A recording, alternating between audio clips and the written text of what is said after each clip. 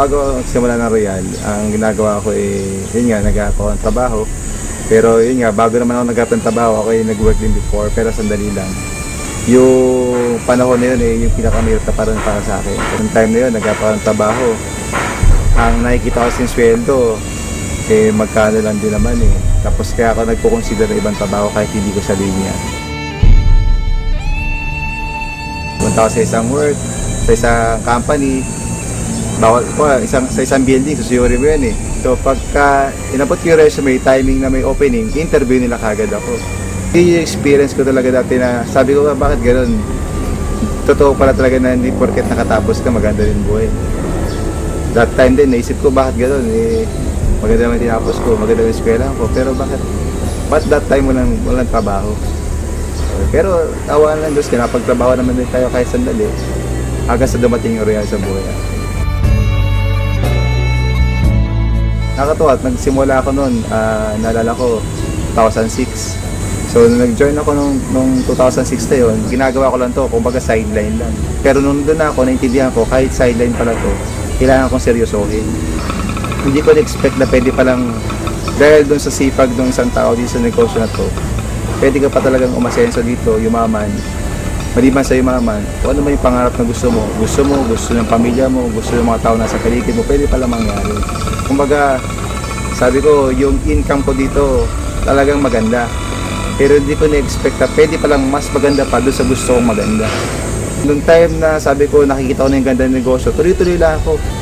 Naalala ko, pagka may mga awarding, palagi ako nandun, nanonood ko yung mga kumikita sa Royal. Natutuwa rin ako kasi meron sila ma-award. Sabi ko, pwede rin kaya mangyari yun sa parang ordinaryong member kagaya ko, So, sa nakalipas na ilang taon ko na rin sa Royal, ako sa totoo lang, hindi ko naman in-expect na pwede pala maging number 1 Ang sa akin lang, dito ako sa Royal, gagawin ko to para sa pamilya ko. At dumating yung time, ito na pala, yung bunga ng trabaho, yung hirap, yung pagod, pwede ka pala mag number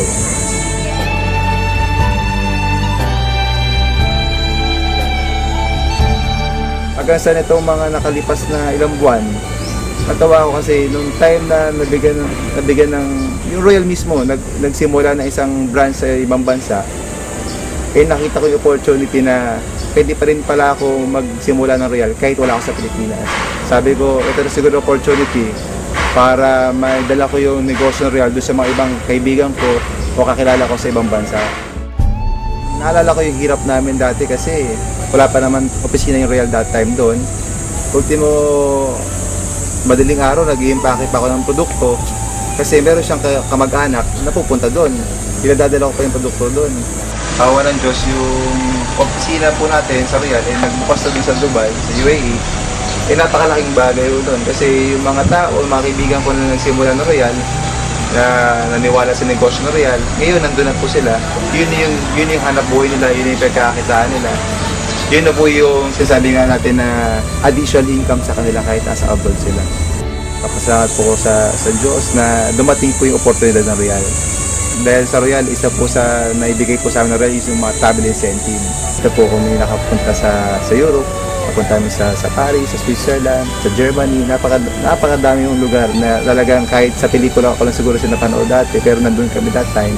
Pero itong nakaraan lang, galing ko kami sa Brazil. Yung mga ganong bagay, sabi ko, yun yung mga hindi nababayaran ng pera. Pangalawa, dahil din sa Royal, dito ako napagpundar. Dito ako nakabili ng sarili kong sasakyan. Yung una kong sasakyan dito sa Royal is yung Mercedes-Benz. Yung Mercedes-Benz na SLK. Yung pangalawa, yung BMW. At yung pangatlo yun nga yung Chevy Camaro. Maliban doon sa mga sasakyan na yan, ako masaya ako ngayon kasi nakapagsimula na ako, makalipat na dun sa bagong property. Last year, kumuha ko ng dalawang condo unit dito sa McKinley Hill, sa Taguig. Isang unit kasi doon, hindi siya bumababa ng 3M. Sabi ko, kakayanin ko ba talaga to? Pero sabi ko, nandito ako sa Royal, imposible hindi ko to kayanin. So, after a week, nag-decide ako, bumalik ako doon at kumuha ko ng isang unit. Alam niyo, nakakatawa. Yung isa, kinuha kong unit doon sa McKinley Hill. At yung pangalawa, yung isa pang unit doon, yung Venice. Pasok kayo, dito tayo sa kabila naman. Yung hirap, yung pagod, Yun yung mga naging resulta namin. At isa sa pinaka nakakatuwang resulta dito, yung negosyo na Royal, magkakasama rin kami magkakapatid, buong pamilya. At nang kumita na ho kami dito, yung mga kapatid ko, nag-put up na rin ho kami ng isa pang traditional business na magkakasama pa rin ho kami. Nakapagtayo kami ng isang restaurant, at the same time yung car wash, na ito, patatakbuhin po ng pamilya ho namin. Itong negosyo na to, ito ay bunga ng negosyo ng Royal. Nakakatuwa, nakita ko na po yung bunga, yung 6 na taon na pinaghirapan po namin dito sa Royal.